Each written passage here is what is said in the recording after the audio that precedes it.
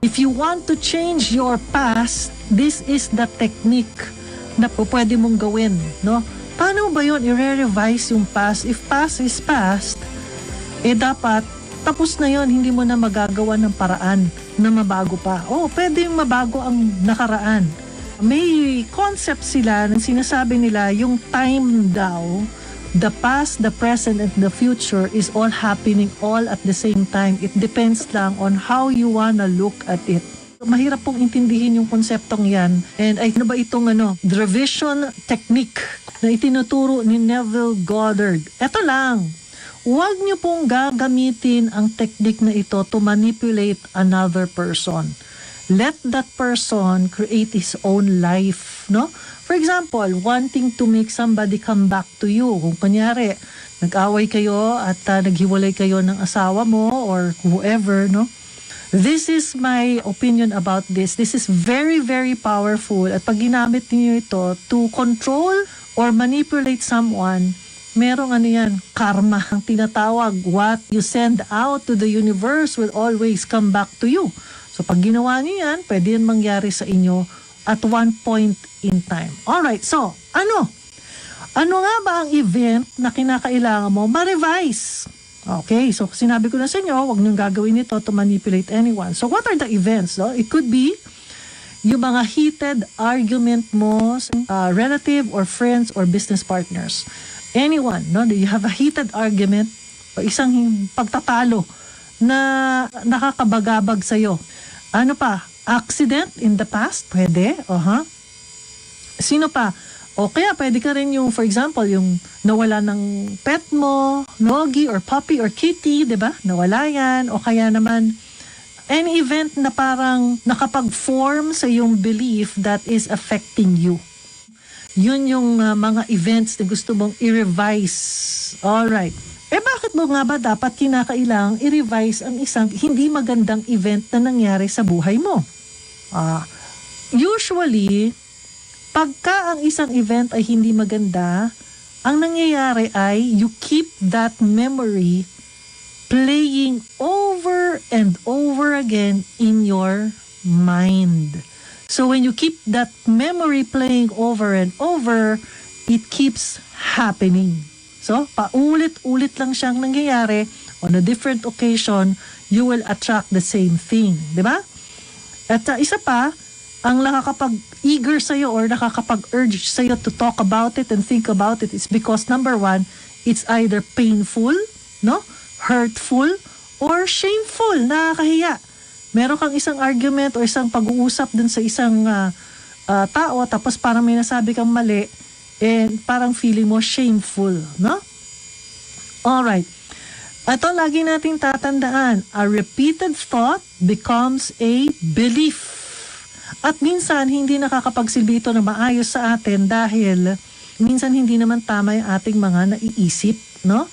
A repeated thought becomes a belief at nagiging harmful sa iyong well-being, especially pagka ito ay negative thoughts. Ang tawag natin dyan sometimes ay painful memories. Sabi niya, ito pa, watch your thoughts because they become your words become your actions become your habits. Ayan, and your habits become your character. And your character becomes your destiny. In other words, lahat ng thoughts mo becomes your destiny. Your thought can become your reality.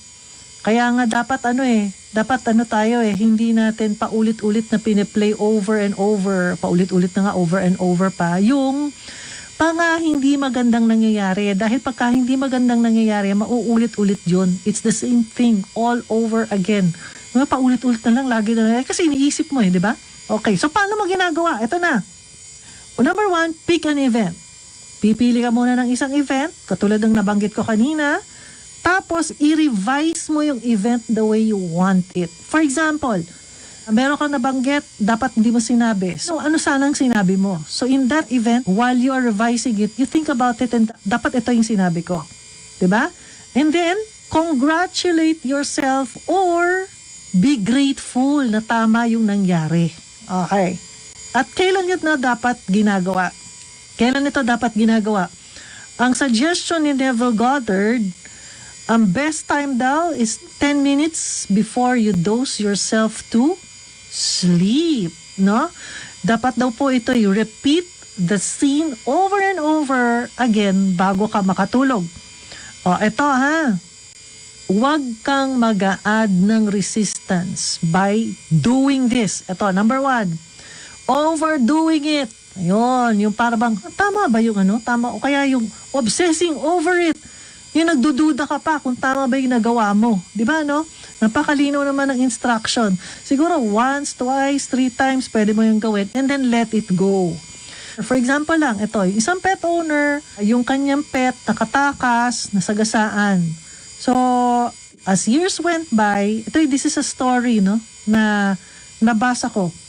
As years went by, na parang feeling niya guilty siya, hindi siya magaling na pet owner, parang, parang nag-guilty siya doon sa nangyari sa kanyang aso niya. So, one time, many years after, yung kanyang kapatid had a show somewhere at hindi nagpaalam sa kanya.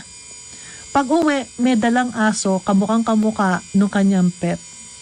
No, ginawa niya itong technique na to. Ang difference lang, may konting diferensya lang ng konti yung hindi kamukhang-kamukha. Almost kamukha, same gender, same color, except for a small spot somewhere in the body. So, yun. So, it can happen. Yung accident, ito, super nangyari din ito.